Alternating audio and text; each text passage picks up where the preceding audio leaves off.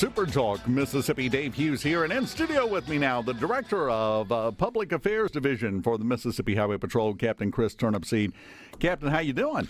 I'm doing great, Dave. How are you doing today? Good morning. Not bad at all. You got the joy of being here extra early. Yes, it was a pleasant drive down here this morning. It was dark, but a pleasant, non-eventful drive. That's the best kind, and that's kind of what we're talking about here. That's what we want to hear, is a lot of pleasant, uneventful drives over the holiday weekend. Definitely. An uneventful weekend other than sitting around and eating a lot and getting full would be fine with us. Now, the enforcement period, when do we officially kick that off? We started that this morning at 6 o'clock. Actually, as I was driving down here, we entered the enforcement period, and that will last through Sunday night, midnight. I guess that would be Monday morning, 12 o'clock a.m. So we will be out in full force looking for travelers and making sure everybody's getting to where they need to be going for Thanksgiving to and from. You got Black Friday coming up, big traffic. You got an Egg Bowl fixing to happen up in Starkville, Mississippi, so we're anticipating a busy travel weekend. Well, there's going to be a lot of people on the roads, and especially more so than last year, because we were still a lot more iffy with the entire pandemic thing, so a lot less people were out traveling about. Everything that I have seen this year is, if it's not as big as it was before the pandemic, it's going to be bigger. I think so. I think you have a lot of people that missed out last year that kind of sat home and did what they thought was the right thing and distance from everyone, who are going to take this opportunity this year to get on the road and go out and travel. I've already started to notice an uptick in traffic already through this week, so I think there's already some people trying to get ahead of the travel rush to get where they're going, which is a smart idea. If you can take off work a few days earlier and just avoid the whole driving mess altogether. And I've noticed a lot of people doing that, so that was very smart on their part to do so. Now, let's go over a few things that people can do to make their trip safer. And I think the biggest one is, on your dashboard, whether it be digital or analog, there is a dial that has numbers. It's a little tool there, right? Yeah, it's really neat. It's informational. You want that number to stay around the speed limit, not 20 miles an hour over it. Yeah, don't of course use that it is standard equipment in all vehicles. That speedometer, making sure that speed is on the speed limit if traffic conditions allow. There are some times in some places where you can't drive the speed limit in congested traffic. So don't think just because the speed limit is 65 or 70 that that is your right to go that fast if traffic flow does not allow. So look at that speedometer. All those highways have suggested speed limits, was enforceable speed limits, which they think that road is safe, rated, to travel at that speed. And follow those recommendations and obey that speed limit. That'll give you a good best opportunity to start off with by, to arrive safely. Of course, before you ever get to that speed limit, before you ever get to that speedometer, even looking at that thing, you need to. There's another piece of standard issued equipment in that vehicle that if you look over your left shoulder, it's hanging there. It's got a little shiny piece on it, and you might want to move that across your chest into the little receptacle on the right side of the seat there. It's called that seat belt there. Use that before we even worry about the speedometer. And again, just a quick reminder, the seat belt, wearing that is the law. It is the law. It is the law in Mississippi. All passengers, front and back seat. Don't get in that car and think, well, I've got an airbag in here and I don't need my seat belt. I promise you, if you've got that airbag in that car, you really want to wear that seat belt, because that airbag was designed to use in conjunction with that seat belt, not independently.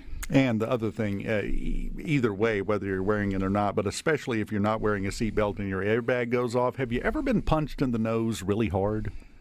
It's not the big fluffy experience everybody thinks it is. Yeah, they deploy over 200 miles per hour when an airbag comes out, so it's coming out, in a rush and in a hurry, and it is not a pleasant thing to absorb the full brunt of that impact in the face without the seatbelt on. The seatbelt's going to slow you down, and the airbag's going to do the rest of the work and give you your best opportunity to be safe, survive an automobile crash. Now, one other thing that I want to mention, and I see most people, just about everybody, as I'm driving back and forth, seem to be doing a good job of this, and that's moving over when there's something on the side of the road, whether it's one of the men or women at the highway patrol doing their job, or somebody broken down, or somebody stops. You move over, right? It is right, and that is the law for emergency vehicle, and it's also the courteous, the kind thing to do. I mean, I just ask people just to kind of put yourself in those people's places if they're doing something, whether it's emergency vehicle, or somebody changing a flat tire, or handling some kind of car trouble on the side of the road. Just imagine you standing there and how nerve-wracking that would be for cars approaching and coming by you really close. It's not safe, of course not, but definitely do that. And then just to draw attention, just to think, moving over, you're not going to see that person there, or that police car on the side of the road, or that person tending to traffic if you're looking down at one of these things right here. So that's going to be probably one of the big problems that we have, is people looking at something and being distracted, telephone going down the road, sending text, or Facebooking, or other kinds of social media. So we really ask that that you would put that phone down just for that trip, and I promise you, whoever it is or whatever it is you want to look at will be there when you get to your destination. Well, and that fits into the same thing as the speeding, because we all seem to have the attitude that we have to get there as quick as we can. We have to take care of everything right now. We have to respond to those text messages immediately. We have to do this. We have to just slow down. And I don't mean that just in the speed of your car. In general, just slow down. It's not that important. You're right. As a society, we feel like we have to be entertained all the time, and that's the thing about these phones.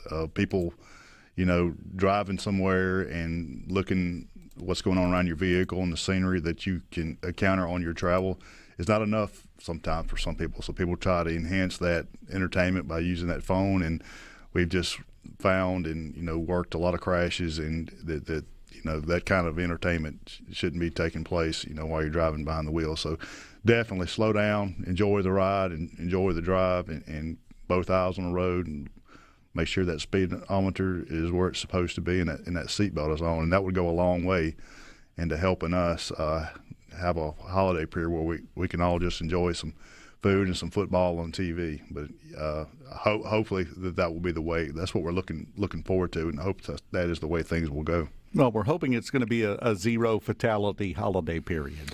Definitely zero is a great number. Last year we had 6 fatals on Thanksgiving, and then the Thanksgiving before that we had 10. So, it's never a good time to be a victim of a fatal crash. But I don't think holidays, Christmas, Thanksgiving, those probably have to be some of the worst times. And we've had some fatal crashes here, in the past week that have happened. They're not actually on the holiday, but I can just imagine from now on forever, that holiday will cease to bring any joy to the family members of that victim, because they lost that loved one around that holiday. And I just, heart goes out to those people that I've heard some that have happened this week.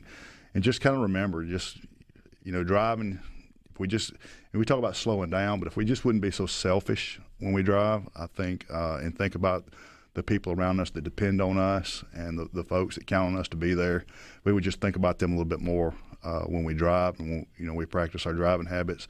I think that would go a long ways toward safer driving habits as well.